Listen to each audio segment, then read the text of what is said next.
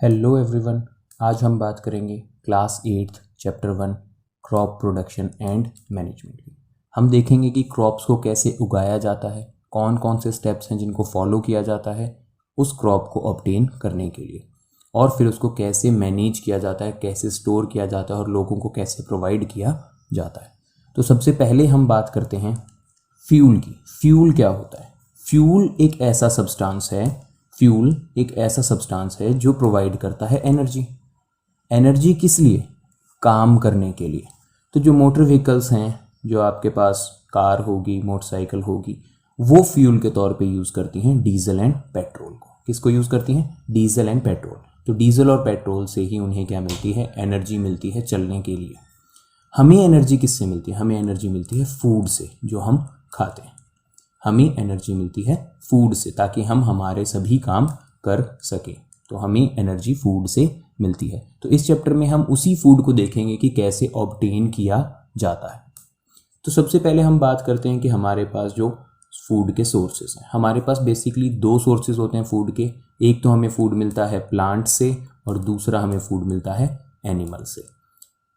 तो जैसे कि इस चैप्टर का नाम ही सजेस्ट करता है क्रॉप प्रोडक्शन एंड मैनेजमेंट, तो हम बात करेंगे उन फूड्स की जो हमें प्लांट से मिलते हैं और हम उनको कैसे ग्रो करते हैं, कैसे हमको फाइनल उसका प्रोडक्ट मिलता है, वो सब हम इस चैप्टर में डिस्कस करेंगे। हम सबको पता है कि इनिशियल टाइम में, जब पुराने ज़माने में लोग खाना बदोश होते थे, वॉन्डर करते थे एक जगह से दूसरी जगह खाने की तलाश में, क्योंकि उस टाइम उनको क्रॉप उगाना नहीं आता था। तो जब एक जगह पे रहते थे, जब वहाँ का फूड ख़त्म हो जाता था तो वो वहाँ से शिफ्ट करके दूसरी जगह पे चले जाते थे, जहाँ पर फिर उनको वहाँ से फूड मिलने लग जाता था।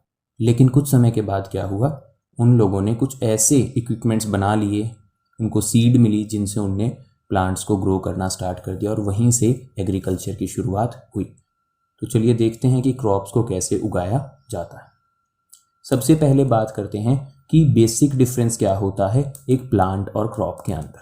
आपको जो सिंगल यहाँ पर एक पौधा दिखाई दे रहा है, इसको कहा जाता है प्लांट। और जब एक जैसे प्लांट्स को, सिमिलर काइंड ऑफ प्लांट्स को एक बहुत बड़े एरिया के ऊपर, मींस एक लार्ज स्केल के ऊपर ग्रो किया जाता है, उसे कहते हैं क्रॉप। ठीक है जी। सिंगल प्लांट आपको दिखाई दे रहा है, जब एक ही जैसे सिमिलर प्लांट्स को बहुत बड़े एरिया पर ग्रो किया जाता है उसे कहते हैं क्रॉप। चलिए इसकी डेफिनेशन देख लेते हैं। When plants of the same kind are grown and cultivated at one place on a large scale, it is called a crop. जब एक ही जैसे प्लांट्स को एक ही जगह पर बहुत बड़े स्केल पे उगाया जाता है, उसको कहा जाता है क्रॉप। तो टाइप्स क्या हो सकती हैं क्रॉप की? इंडिया के अंदर क्रॉप की बेसिकली दो टाइप्स हैं। कौन कौन सी हैं? सबसे पहले है खरीफ क्रॉप। खरीफ क्रॉप कौन सी क्रॉप होती हैं? The crops which are sown in the rainy season are called kharif crops. वो फसलें जिनको हम बरसात के मौसम में उगाते हैं उनको खरीफ क्रॉप कहा जाता है।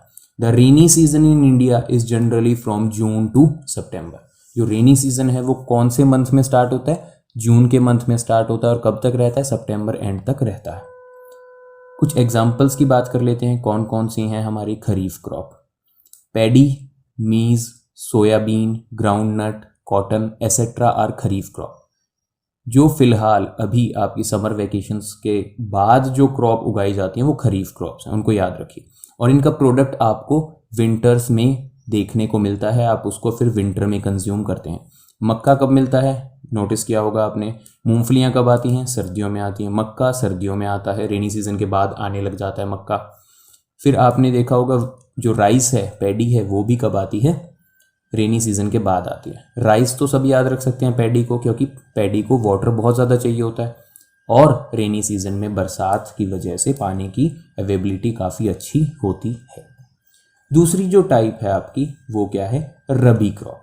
रबी क्रॉप कौन सी क्रॉप होती है? The crop grown in the winter season are called rabi crops.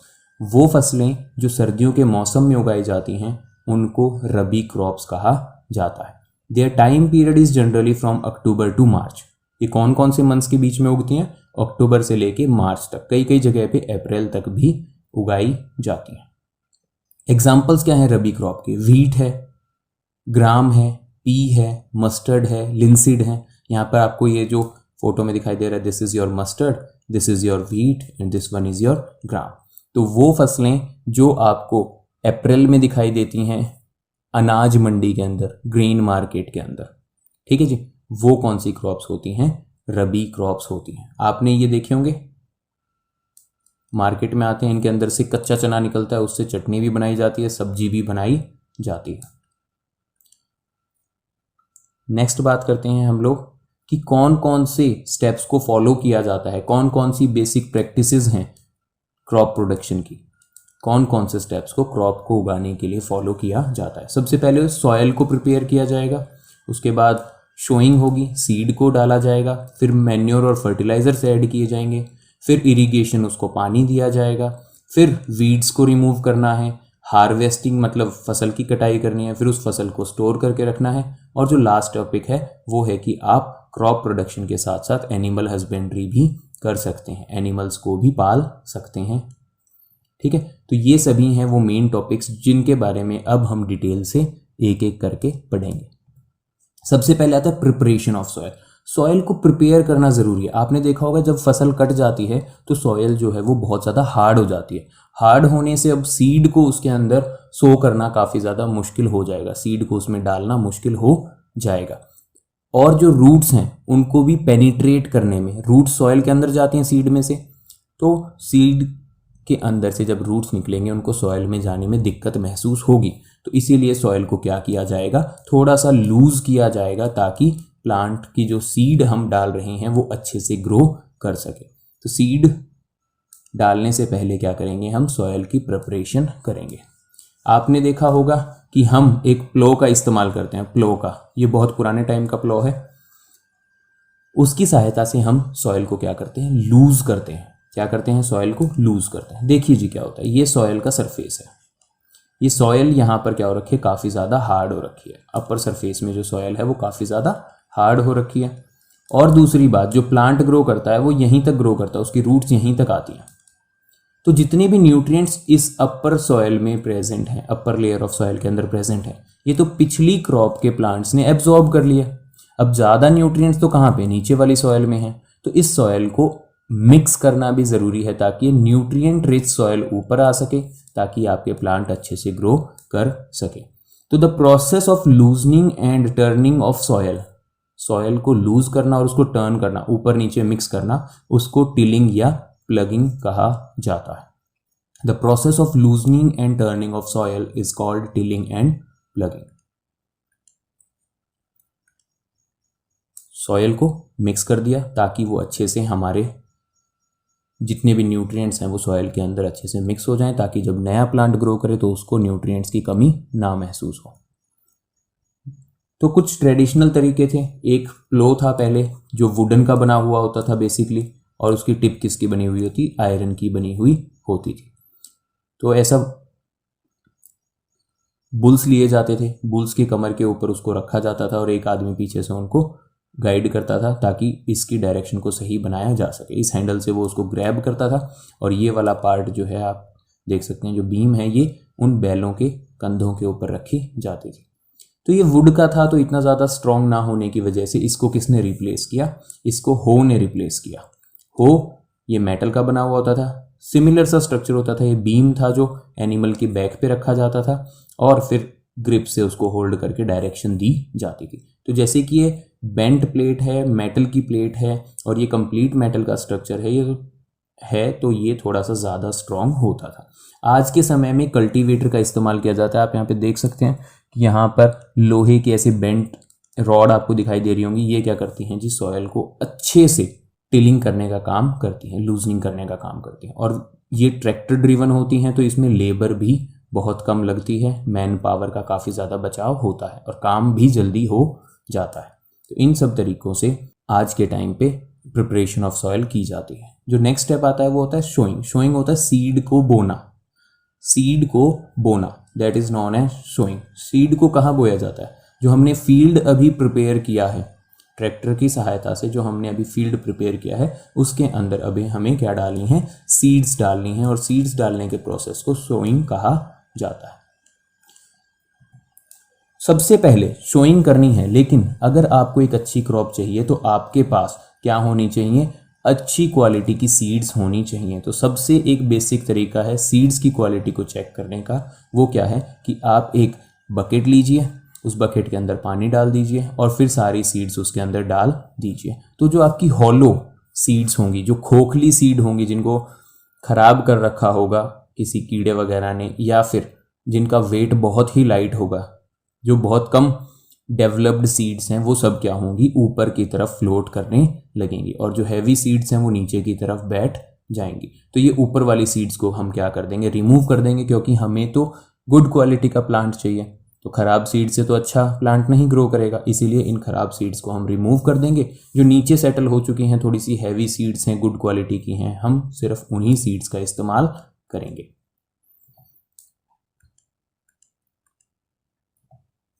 Next is your traditional tools for showing seeds.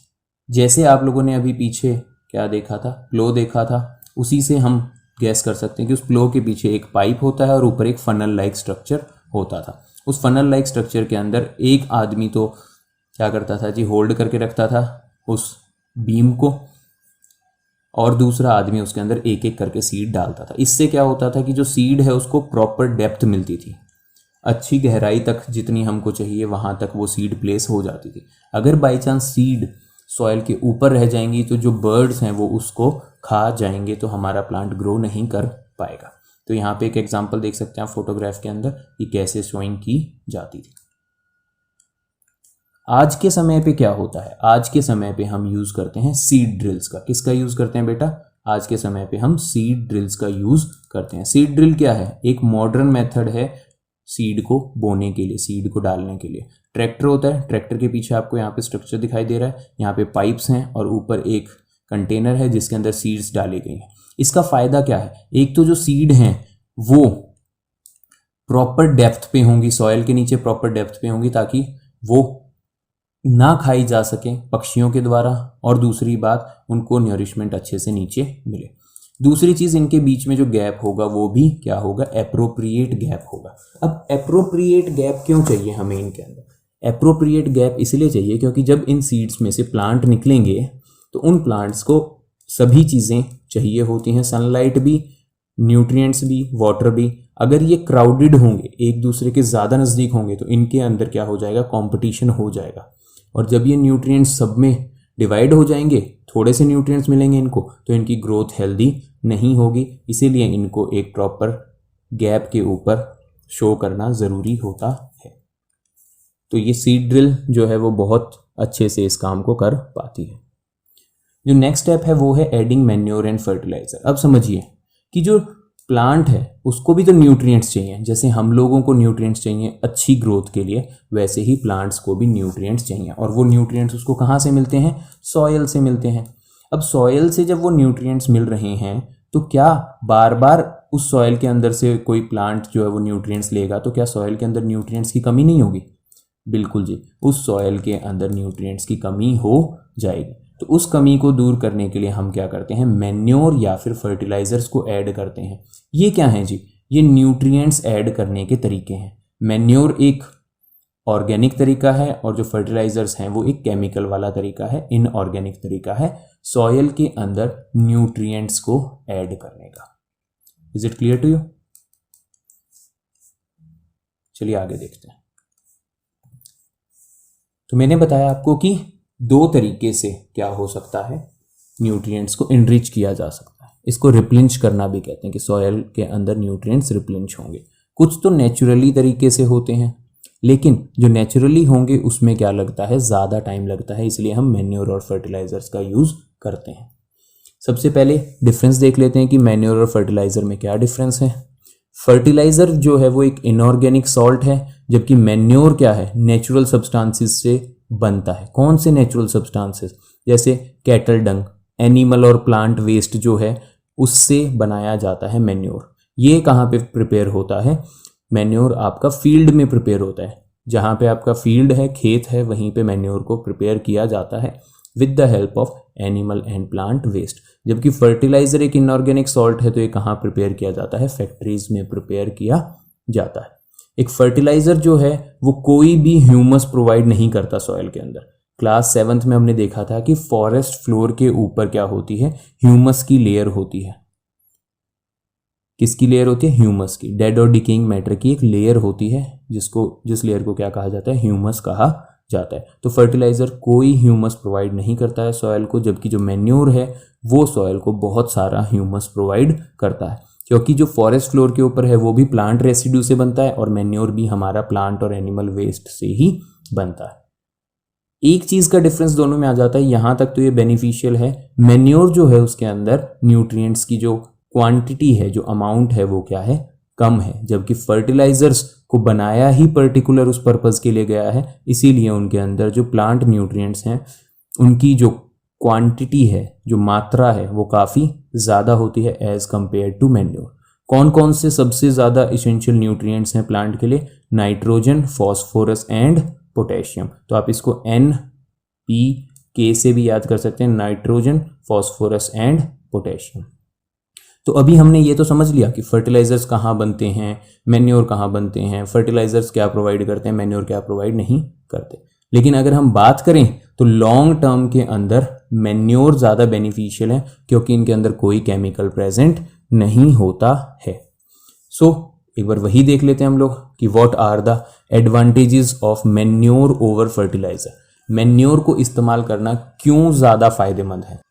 पहली चीज़, मैन्योर जो है वो सॉयल को टेक्सचर प्रोवाइड करता है, एक बड़ा ही सूदिंग सा टेक्सचर आता है उसके अंदर, थोड़ा सा मिट्टी वाले कण आपको अच्छे से देखने को मिलेंगे, जबकि फर्टिलाइजर कोई ऐसा टेक्सचर प्रोवाइड नहीं करता है। टेक्सचर होता है देखने में कैसी है, वो दानेदार मिट्टी होती है थोड़ी सी, वैसा टेक्सचर कौन प्रोवाइड करता है? मैन्योर प्रोवाइड करता है, फर्टिलाइजर प्रोवाइड नहीं करता।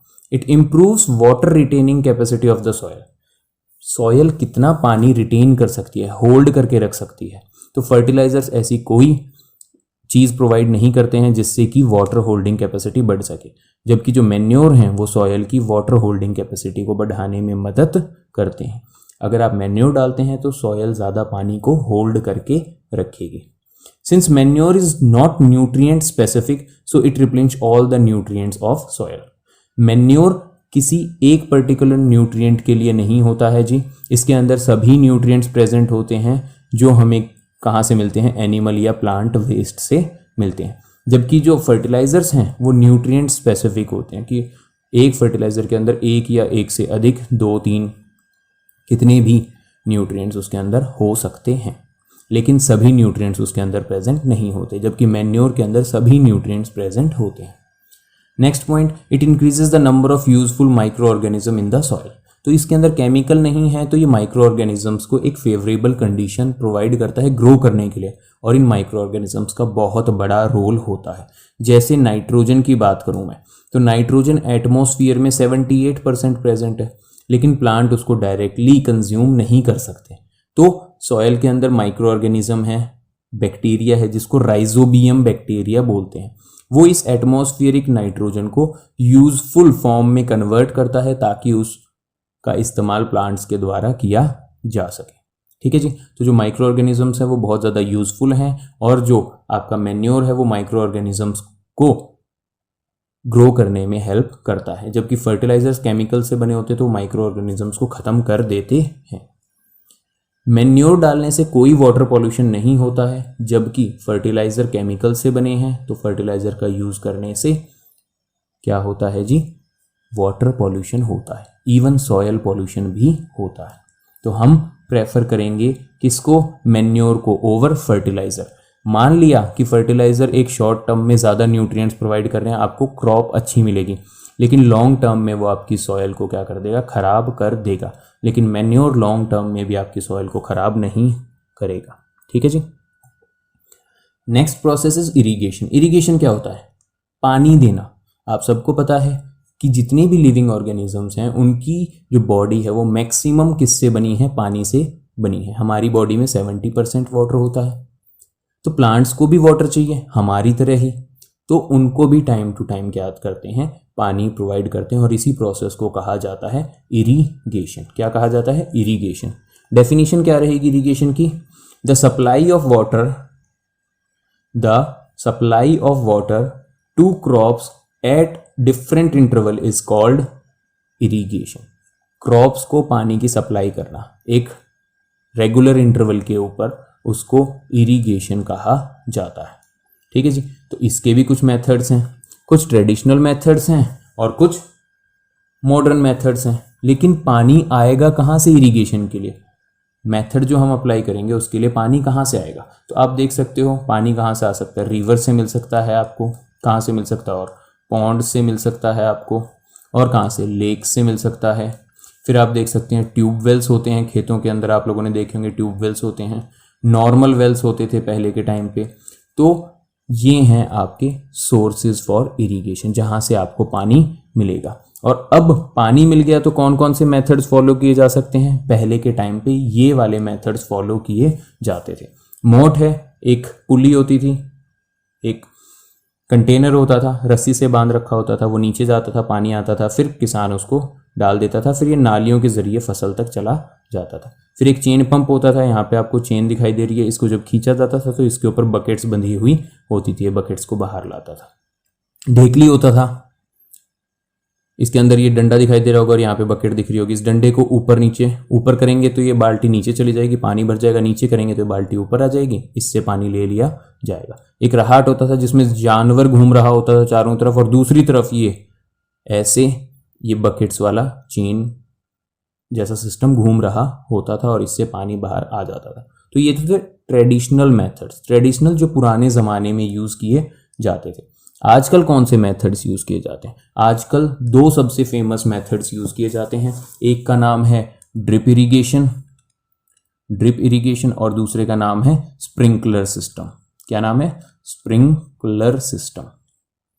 यहाँ पे जो स्ट्रक्चर दिख रहा है आपको, ये पहले वाला, this is your sprinkler system. कौन सा सिस्टम है? स्प्रिंकलर।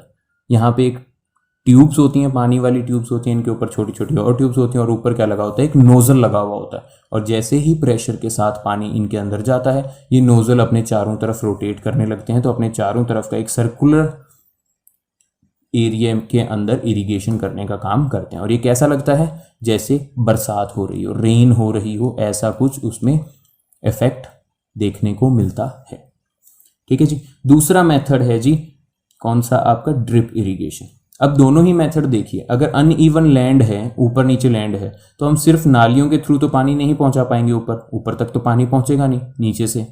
तो दोनों ही मेथड ऐसे अनइवन लैंड पे यूज़ किए जा सकते हैं, जहाँ पे पानी की कमी है वहाँ पे भी यूज़ किए जा सकते हैं।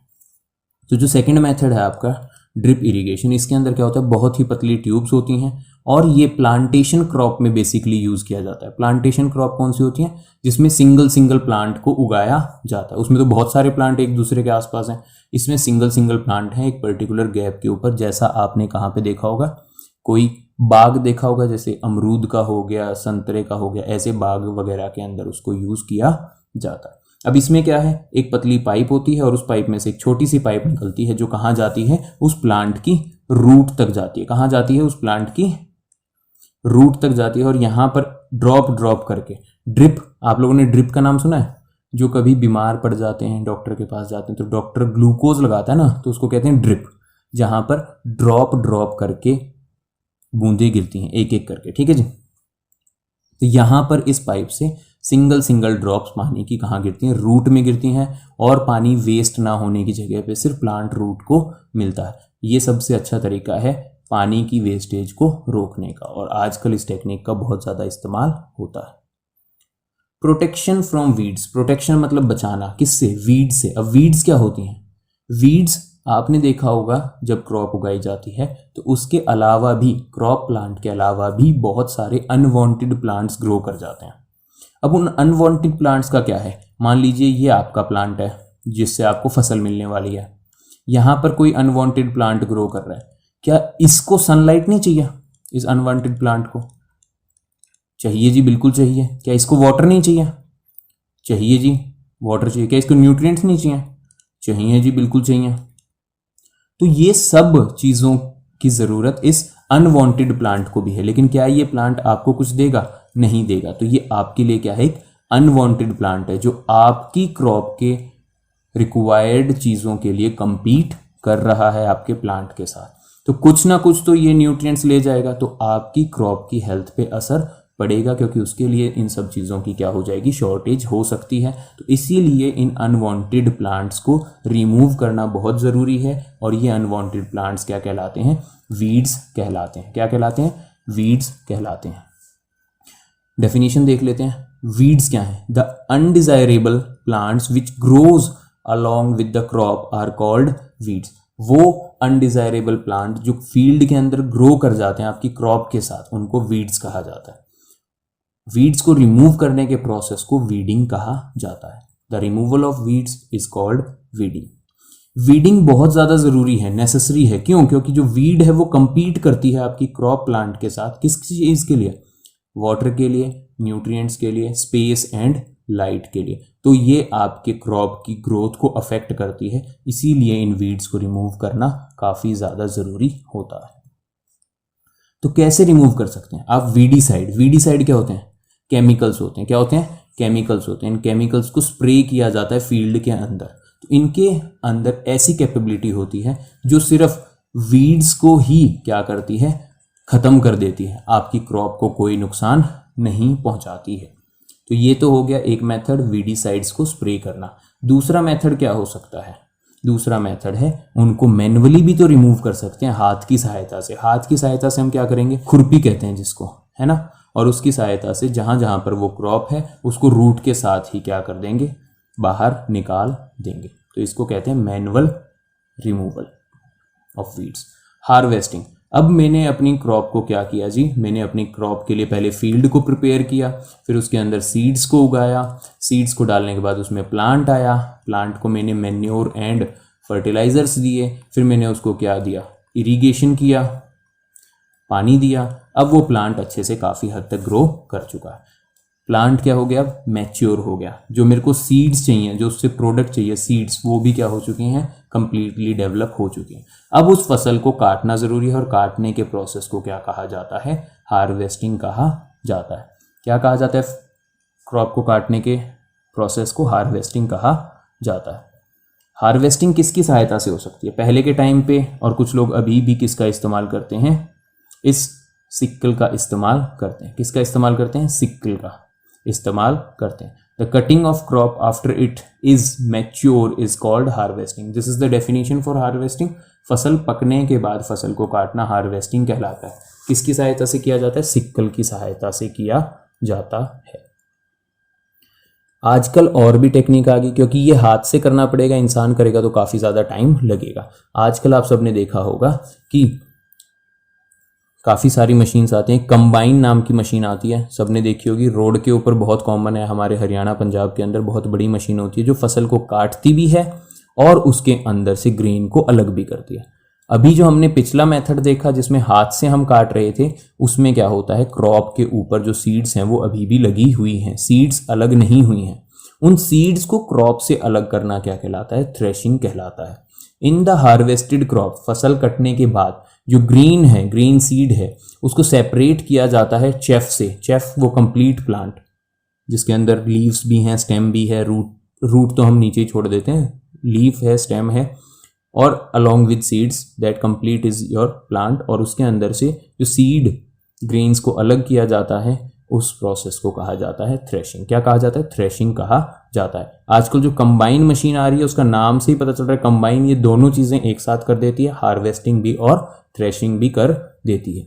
पहले के टाइम पे ऐसे, जब ये थ्रेशर नहीं होते थे, थ्रेशिंग मशीन्स नहीं होती थी, तो ऐसे उनको अलग किया जाता था, बीट कर करके मारते थे उसको और उसमें से सीड ग्रेन्स निकल जाते थे। ठीक है जी। अगला है स्टोरेज। हमने फसल उगा ली, हमने फसल काट ली, हमने उसमें से ग्रेन्स अलग कर लिए। अब क्या है जी, अब उसको स्टोर करके रखना ज़रूरी है। क्या हमने ग्रेन्स निकालने के बाद बाहर छोड़ दें, खराब होने दें मौसम के अंदर? नहीं, उसको स्टोर करके रखना भी बहुत ज़्यादा ज़रूरी है ताकि वो लंबे समय तक चल सके, यूज़ किया जा सके। तो इसके लिए क्या होते हैं जी, गवर्नमेंट एजेंसियाँ भी हैं। ठीक है जी। और क्या है जी, गवर्नमेंट एजेंसीज के द्वारा बनाई गई हैं ग्रेनरीज एंड साइलोज। बहुत बड़े बड़े गोडाउन्स होते हैं जिनके अंदर इनको अच्छे से पहले धूप लगा के सुखाया जाता है, क्योंकि मॉइस्चर क्या कर सकता है, आपकी फसल को ख़राब कर सकता है, जो ग्रीन्स हैं उनको ख़राब कर सकता है। तो पहले इनको धूप में क्या किया जाता है, सुखाया जाता है। जब इनके अंदर के सारा मॉइस्चर निकल जाता है फिर इनको बोरियों में भर के, बैग्स में भर के, ऐसे बहुत बड़े बड़े स्टोर्स होते हैं उनके अंदर रखा जाता है, जहाँ पर टाइम टू टाइम साफ़ सफाई की जाती है, केमिकल्स छिड़के जाते हैं ताकि दूसरे कीड़े मकोड़े जानवर उसके ऊपर अटैक ना करें। दूसरे होते हैं साइलोज, बड़े बड़े ऐसे टैंक, साफ करके ग्रेन्स को इन साइलोज के अंदर प्रोटेक्ट करके रखा जाता है। ठीक है जी, ताकि इसको बाद में यूज़ कर सकें। लास्ट जो टॉपिक है आपके चैप्टर का वो है एनिमल हस्बेंड्री। क्या होता है एनिमल हस्बेंड्री? अब जो फार्मर है वो क्रॉप प्रोडक्शन करता है, लेकिन अपनी इनकम को इंक्रीज करने के लिए वो साथ में क्या करते हैं, एनिमल हस्बेंड्री करते हैं। एनिमल हस्बेंड्री एग्रीकल्चर की वो ब्रांच है जो एनिमल्स के साथ जुड़ी है, जिसके अंदर एनिमल्स को पाला जाता है। किस पर्पज़ के लिए? मीट के लिए, फाइबर के लिए, मिल्क के लिए, एग के लिए और दूसरे प्रोडक्ट्स के लिए एनिमल्स को पाला जाता है। इसके अंदर क्या है जी, उनकी डे टू डे केयर की जाती है, सिलेक्टिव ब्रीडिंग की जाती है। सिलेक्टिव ब्रीडिंग क्या होता है? दो अच्छे पेरेंट्स को सिलेक्ट करके उनको ब्रीड करवाना ताकि जो नेक्स्ट जनरेशन आए वो काफ़ी अच्छी हो, डिज़ायरेबल कैरेक्टरिस्टिक्स उसके अंदर प्रेजेंट हो। इस प्रोसेस को कहा जाता है, इस मेथड को कहा जाता है एनिमल हस्बेंड्री। तो ये एक इनकम को इंक्रीज करने का सोर्स होता है फार्मर्स के लिए। कैटल को पाल सकते हैं आप, हैंस को पाल सकते हैं आप, गोट, शीप, बहुत सारे एनिमल्स हैं जिनकी रियरिंग की जाती है, उनका देखभाल की जाती है ताकि उनसे जो हमें प्रोडक्ट मिले उनको बेचकर हम हमारी इनकम को इंक्रीज़ कर सकें। तो यही था इस चैप्टर के अंदर। Thank you very much.